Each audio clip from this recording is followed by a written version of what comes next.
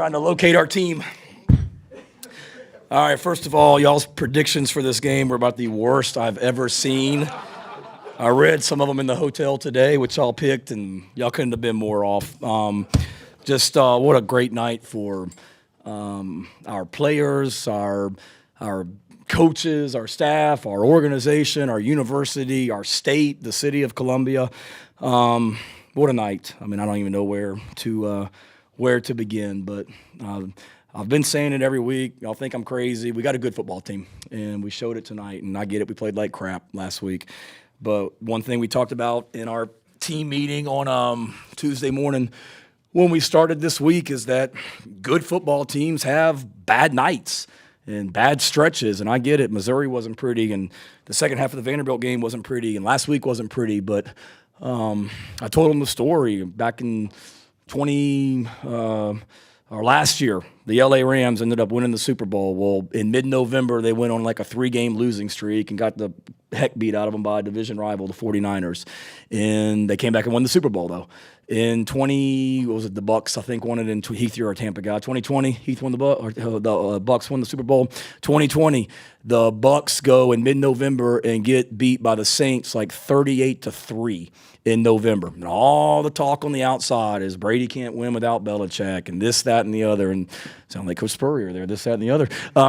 But they didn't listen to it. They just came back and they got better. The year before that, the Chiefs. I think the Chiefs had like a 3-game losing streak. And we played some bad and coached some bad football the last couple of weeks. But this group is freaking awesome, man. They come to work every single week and just get better.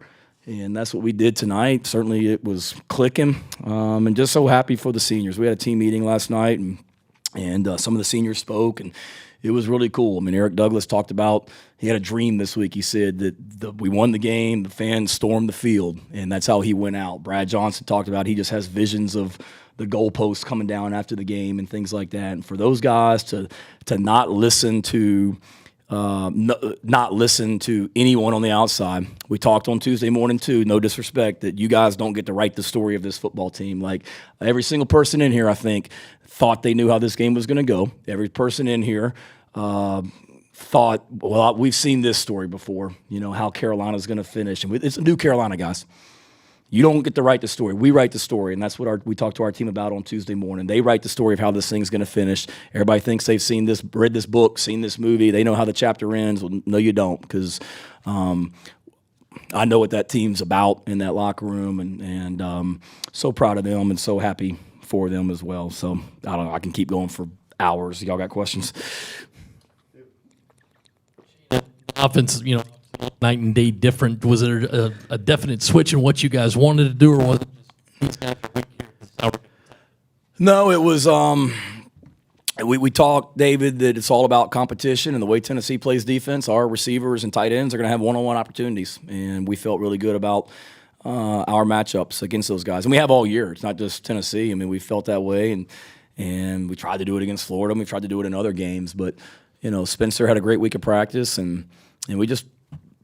We were down our top 2 running backs, if you will, and Jaheim and Juju were going to be the 2 guys, but it was certainly running the football, but it was giving our guys on the giving our guys on the outside opportunities to make plays, and that's what we kept doing, and they never stopped it. We punted one time, and that was because I had a little bit of a misread on the power read, I think, on first down and lost negative yardage, and that's the only time we punted the entire night. Hey.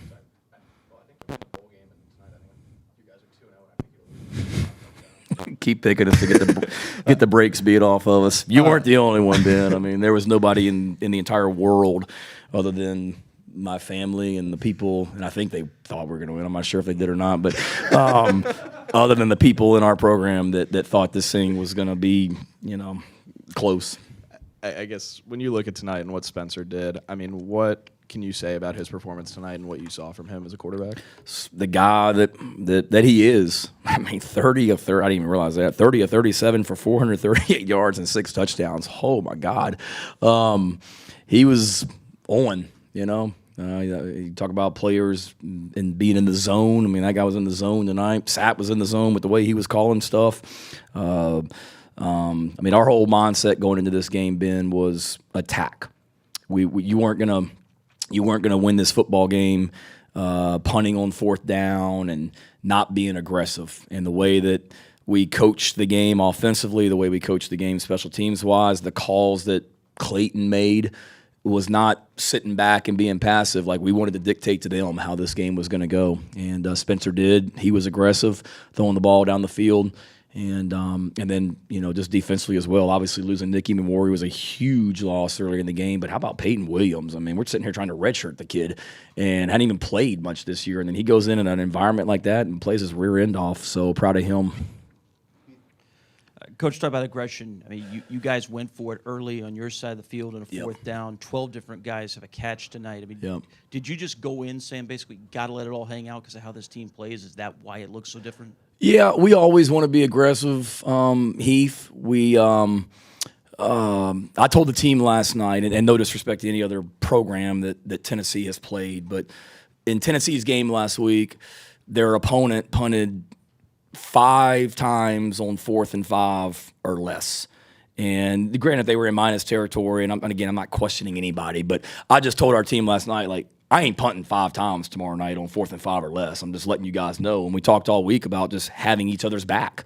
And, hey, if we go for it or we fake a punt or whatever and we don't get it, defense, you got to have our back. And offense, you got to keep your butt on the field. Like, we can't allow our defense to be out there all night. Like, you got to have their back. And special teams, the way that we control field position. But we wanted to be aggressive, without a doubt. And the word we've used all week is just attack. I mean, every single day, that's just what we talk to our players about: attack, attack, attack. They're a phenomenal football team. I mean, that's hard to stop. And with our depth issues on defense, we didn't need to be out there, more than 80 plays, and it looks like they played 78. I mean, our thought process was we got to be aggressive to stay on the field also. Shane, your first field storming as a head coach, what was that moment like when you see the fans coming down from the cockpit and all? And, is there a moment from that stands out to you? Yeah, it's amazing. I mean, just so happy for our fans that were there tonight. My youngest daughter, Olivia, she told me today that all she wanted was to storm the field. And don't think I forgot Olivia. She told me that would suffice as her Christmas present as well. So if we could just have a court storming tonight, or a field storming tonight, sweetie. So we got you one. Santa will certainly bring y'all something, but it looks like Mommy and I are out of the presents. So I've got the text message saved. But no, it was awesome. And we were just talking in the locker room. I mean, that was a lot of years of our fan base waiting to get to do that. And not just since I've been here, the previous couple years before I got here and whatever else. And I told Kirk Herbstreit and Chris Fowler yesterday in our production meeting, the last time I was in this stadium and they were in this stadium and we were all here at the same time was 2010 when we beat Alabama, and they were ` in the country. And it was pretty cool to be a part of it that day, and it was really, really, really, really, really, really special to be a part of it tonight. And we got some awesome recruits that are in that locker room right now celebrating us with us as well. And as we continue to build this program and continue to add great players and people to this program, we're going to have a lot of nights like that in Columbia. Right. Oh, sorry, Hill. I know this doesn't pertain to you, but I did pick y'all to cover. So did you? For the record. All right. I think Mike Yuba did too. I don't think Mike's in here. I think Mike did as well. Okay. But I read some of the predictions. I'm like, God Almighty, guys, we're not that bad, You mentioned Sat a little earlier.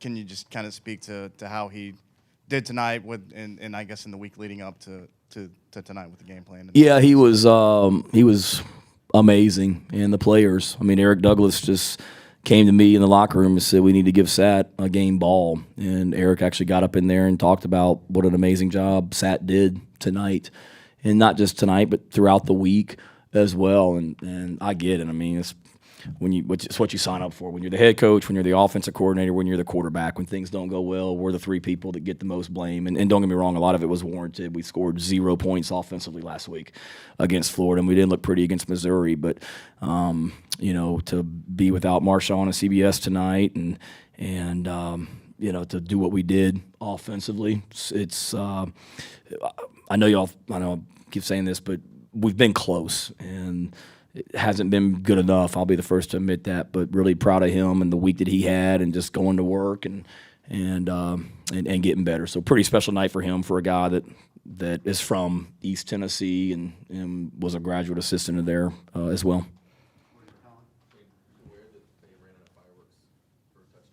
That they did what now? I don't think the fireworks went off in your last touchdown. I think they might have. They ran out. Yeah. That's a good problem when you when you run out of fireworks. That is certainly a good thing. If they've seen us play offense, they didn't have a big supply tonight. Probably, Colin. Like, they probably thought they were good for for tonight for sure. And I guess Juice had a really good day. Yeah. Caught some big third down conversions there. Just what did you see from him during the week, and how big was that performance? Yeah, sorry, I'm just seeing these stats. 11 catches for 177 yards. He was awesome. He really was. I mean, the kid's such a weapon. Happy for Josh Vann to score 2 touchdowns in his last home game here. Jalen Brooks scoring a touchdown. Jaheim scoring twice. I mean, awesome job by those guys. But no, Juice is a problem for people, and we've got a lot of receivers that can be issues for opposing defenses, and Juice was certainly one of those guys. Tonight. You were obviously feeling good coming into this, and your offense was scoring possession after possession. But was there a point in this game where you felt like this was just going to be y'all's night, that this was going to be special? I mean, I know it sounds crazy, but before the game, I mean, we had a great week of practice, and they're a phenomenal team. They're ranked, what are they, 5th in the country or whatever they were, for a reason. I mean, they're really, really, really good. But Columbia, South Carolina, and Williams-Brice Stadium at night, is a challenge for any opponent. And I knew what kind of team we had. I know the week of practice that we had. Starting Sunday night when we were out on the field, and just the way that the guys worked throughout the week. I mean, I'm not saying that I thought we were going to score 63 points and beat Tennessee by 25, but I felt really good, about things. And as far as a moment, obviously, when Hendon, and I hope he's okay health-wise, what a great young man and everything that's right about college football he is. But when he fumbled and we got the ball right there, you felt pretty good about our chances of hanging on. But I felt really confident. I mean, we weren't shocked by what happened in the first half, in other words. I mean, nobody went into the locker room at halftime saying, oh my gosh, like, look what we just did. I mean, it's what we expected to do. We really did.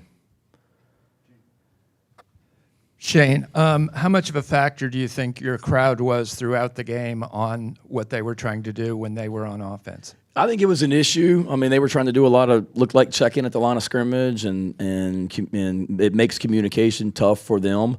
I don't know. They didn't have the false starts that A&M had, but I certainly think it was a challenge. I mean, it was loud down there, Gene, and our crowd was certainly continued to just gain energy, throughout the week or throughout the game. And the same way then, are you confident that you guys can play well against a good, healthy team before a large crowd on the road?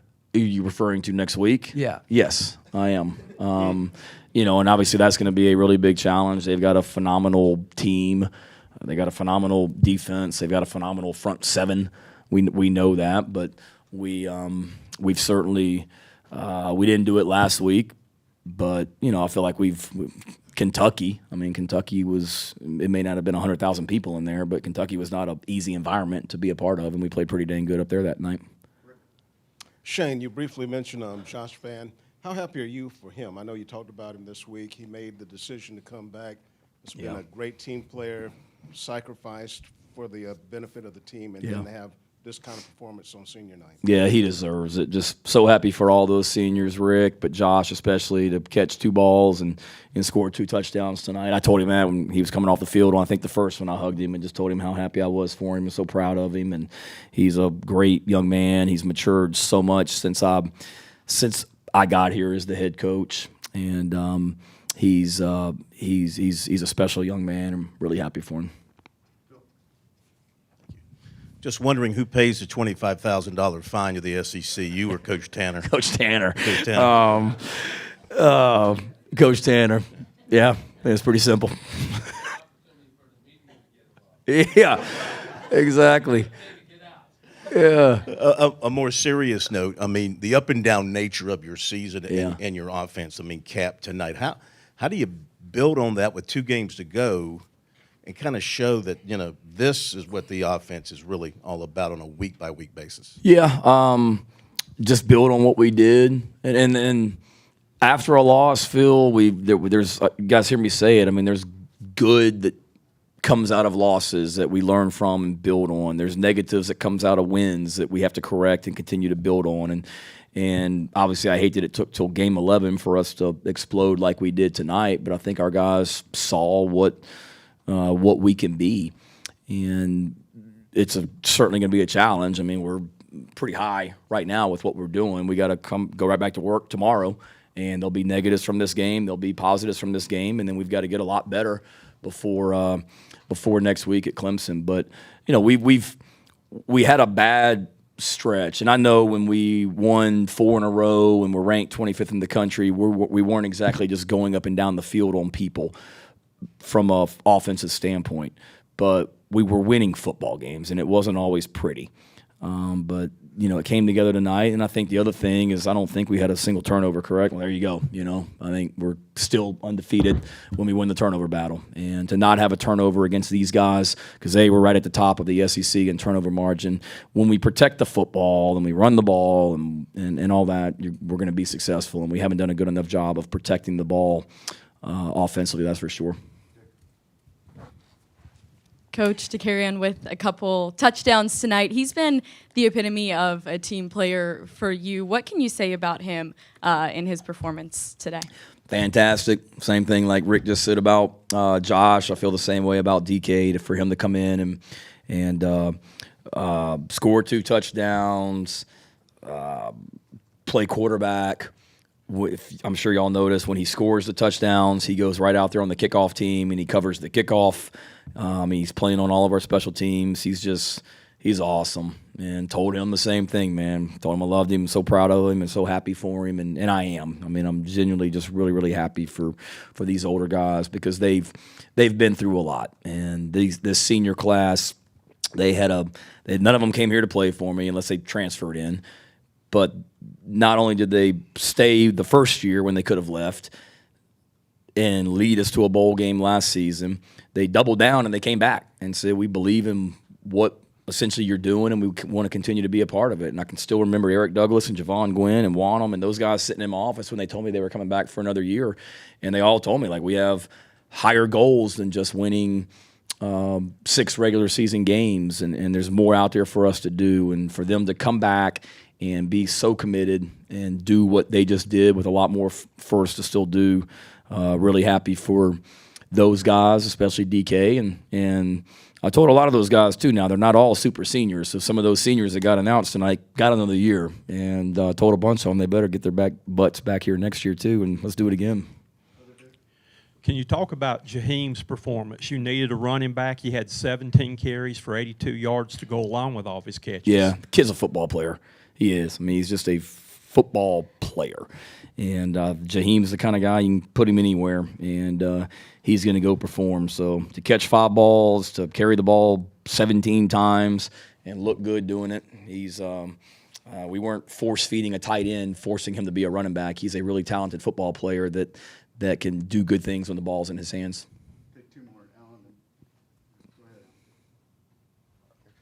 You mentioned Alabama 2010, the recruits here tonight, all of that. Can you put context to what a win like this does for a program when you're trying to build? Can you even big picture it just this soon coming off the field? I think it's just a statement of what this place can be. And based on the smiles of a lot of those recruits in that locker room, they understand, for sure. Got something special going on here. We really do. And to do it tonight without guys that at the beginning of the season we were all counting on being starters, whether it be going back to Mo Kaba and Jordan Strom and they got hurt against Arkansas, or CBS and Marshawn not playing tonight, or Nick Eamon-Warry getting knocked out, or Eric Douglas goes out with an injury and Hank Manos, a senior, comes in and does a great job to lead us to a touchdown. I mean, there's just so many stories like that. I'm just so proud of all these kids. And it is a statement that, look what we just did, and we're nowhere near where we're going to be as we continue to get this program better and better. Last Anybody else? All right.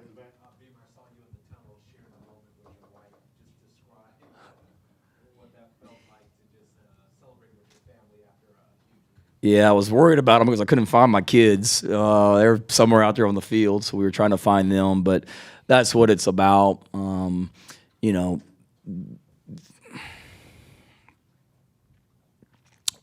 everybody's a part of this thing, and they make a lot of sacrifices. She does, and I'm sorry, she does, and our kids to allow me to do what I love to do. And she makes a lot of sacrifices. But they're also the ones that, you know, we lose a game and we stink it up like we did last week. I get to go back to work. I can isolate myself in the facility. I can stay off Twitter, and I can kind of just be in the bunker. They're the ones that are out in the community, and they're the ones, not just me, but all the assistant coaches' wives and kids. They're the ones that are in the community. They're the ones that are in schools and are going to school during the week and things like that. So for them to be able to they're a part of this, and to share in it after a big win like tonight is pretty dang special. Yep, and it was also my mom's my mom's birthday a couple days ago. So this is one hell of a birthday present for sure, and happy for her and as well. So I'm blessed in so many ways. Thank you guys.